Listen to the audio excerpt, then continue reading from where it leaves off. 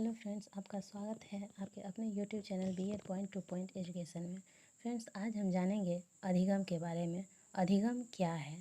तो आइए जानते हैं। अधिगम यानी लर्निंग। अधिगम क्या है? तो अधिगम शब्द का शाब्दिक अर्थ है सीखना। नवीन ज्ञान की प्राप्ति ही अधिगम कहलाती है। जैसे हमारे जीवन में जब हम किसी से कोई व्यवहार करते हैं या बातचीत करते हैं, जो भी क्रियाएं करते हैं, उस व्यवहार को देखकर, सुनकर हमारे व्यवहार में जो भी परिवर्तन होता है वही सीखना है, अर्थात वही अधिगम है। अधिगम जीवन पर्यंत चलने वाली प्रक्रिया है। अर्थात जब जब व्यक्ति जन्म लेता है उस समय से लेकर उसके मृत्यु के समय तक व्यक्ति कुछ न कुछ अपने जीवन में सीखता ही रहता है। जैसे वह अपने घर से सीखता है, अपने परिवार में सीखता है, विद्यालय में सीखता है, समाज में सीखता है, माता पिता से सीखता है। जहाँ से भी उसे कोई भी नवीन ज्ञान की प्राप्ति होती है उससे वो सीखता ही रहता है और अपने अधिगम को बढ़ाता रहता है। अब आज हम बात करेंगे अधिगम के साधनों के बारे में। ये तो अधिगम हो गया, हम जान गए कि अधिगम किसे कहते हैं। अब हम जानेंगे कि अधिगम सीखने का साधन क्या क्या हो सकता है। तो आइए जानते हैं अधिगम के साधन। अधिगम के मुख्यतः 3 साधन दिए गए हैं: दृश्य साधन, श्रव्य साधन, दृश्य श्रव्य साधन। अब इन तीनों का विस्तृत विश्लेषण इस प्रकार है। दृश्य साधन अर्थात ऐसे साधन जिसके द्वारा हम देखकर किसी चीज़ को सीखते हैं, अर्थात वह अधिगम जो सिर्फ देखकर ही सीखा जाता है उसे दृश्य साधन कहा जाता है। दूसरा है श्रव्य साधन। वह साधन जिसमें हम सिर्फ सुनकर ही ज्ञान को अर्जित करते हैं, जिसमें सुनकर हम अपने अधिगम को बढ़ाते हैं, वह श्रव्य साधन हुआ।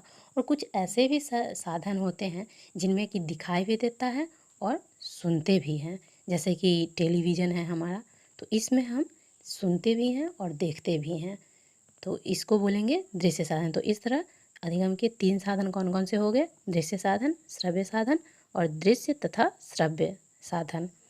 अब इन तीनों के कुछ एग्जाम्पल्स दिए गए हैं, आइए हम इन तीनों को देखते हैं। श्रव्य साधन के उदाहरण हैं आकाशवाणी, ग्रामोफोन, ध्वनि ट्रांसलेटर, दूरस्थ शिक्षण, या फिर फ़ोन ही बोल लीजिए, ये तो कुछ ज़्यादा ही हिंदी है, फ़ोन। दृश्य साधन के एग्जाम्पल्स हुए श्यामपट्ट, मानचित्र, चित्र, रेखाचित्र, प्रतिमा। और दृश्य श्रव्य साधन हुए दूरदर्शन, संगणक अर्थात कंप्यूटर, अभिनय, चलचित्र, तारामंडल इत्यादि। अधिगम के तीनों साधनों को विस्तृत रूप में देखते हैं।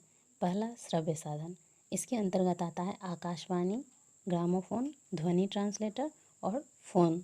अब आज जानते हैं आकाशवाणी किसे कहते हैं। आकाशवाणी प्राचीन समय में आप देखते थे कि कोई भी आकाश से सुनाई देता था, जिसके द्वारा हम जान जाते थे कि भविष्य में हमारे साथ क्या होने वाला है। हम अपने अच्छाइयों बुराइयों को जान लेते थे। तो उसी प्रकार अभी के समय में जो आकाश के द्वारा आता है, जैसे कि रेडियो, उस पर जो भी न्यूज़ आता है वो सारे तो सैटेलाइट के थ्रू ही आते हैं, तो उसे आकाशवाणी ही कहा गया है। तो ये आकाशवाणी हो गया, जो कि सिर्फ सुनकर जिसके द्वारा ज्ञान अर्जित होता है, तो ये आकाशवाणी हो गया। इसी प्रकार दृश्य साधन में कौन कौन से हुए? श्यामपट्ट, मानचित्र, चित्र, रेखाचित्र, प्रतिमा। अब श्यामपट्ट है जो कि सामने कक्षा में दिखाई देता है, उस पर जो लिखा हुआ है उसको हम देखकर ही सीखते हैं। मानचित्र है, ज्योग्राफी में हम किसी भी देश के नक्शे को ढूंढना होता है तो हम मानचित्र के द्वारा देखते हैं। चित्र है, जैसे कि ये छोटी कक्षा के बच्चों के लिए उपयोगी होता है चित्र। जैसे किसी बच्चे को भीमराव अंबेडकर की प्रतिमा को एक बार दिखा दिए कि हाँ, यही हमारे संविधान के निर्माता हैं और संविधान बनाने में इनका महत्वपूर्ण योगदान है, तो बच्चे के मस्तिष्क पर एक चित्र अंकित हो जाता है। वो उसे याद हो जाता है कि हाँ, ऐसे चित्र वाले व्यक्ति हैं जिन्होंने संविधान बनाने में महत्वपूर्ण भूमिका निभाई है। अब रेखाचित्र, आइए देखते हैं यहाँ पे कि मानचित्र और रेखाचित्र, इन दोनों में बहुत ही माइनर सा डिफरेंस है। मानचित्र होता है जहाँ पे कि हम पूरा उसका जोग्राफिकल एरिया को देखते हैं, और रेखा चित्र हुआ कि उस एरिया को पॉइंट में हम शो करते हैं, तो ये रेखा चित्र हुआ। और प्रतिमा भी वही हुआ कि प्रतिमा को देखकर जिसके द्वारा ज्ञान प्राप्त होता है। अब जानते हैं दृश्य श्रव्य साधन। तो दृश्य श्रव्य साधन का उदाहरण है दूरदर्शन। दूरदर्शन मतलब टेलीविज़न। टेलीविज़न में हम देखते भी हैं और उसमें जो बोलता है उसको सुनते भी हैं, इसलिए इसको दृश्य श्रव्य साधन के अंतर्गत रखा गया है। दूसरा है संगणक। संगणक मतलब कंप्यूटर। जैसे कि कंप्यूटर पे हम देखते हैं, कुछ भी डाटा एंट्री करते हैं और उसका रिजल्ट तुरंत हमारे सामने आ जाता है। और अगर उसमें हम स्पीकर लगा देते हैं तो स्पीकर के थ्रू सुनाई भी देता है, तो इसलिए इसको भी दृश्य श्रव्य साधन के अंतर्गत रखा गया है। अभिनय, जैसे हम रामलीला देखते हैं, तो रामलीला में राम जी का रोल देखते हैं, तो वहाँ देखते भी हैं और उसमें जो अभिनय में बोला जाता है वो सुनते भी हैं, तो उसको देखकर भी अधिगम हम सीखते हैं। तो ये हो गया अभिनय। इसी प्रकार चलचित्र, जो चित्र चलने वाला होता है, हम देखते हैं ना, अभी तो ये नहीं दिखता है लेकिन रंगमंच होता है, तो वही है चलचित्र। तो इस प्रकार ये हुए हमारे अधिगम के तीनों साधन। अब नेक्स्ट वीडियो में हम जानेंगे अधिगम के प्रोसेस के बारे में।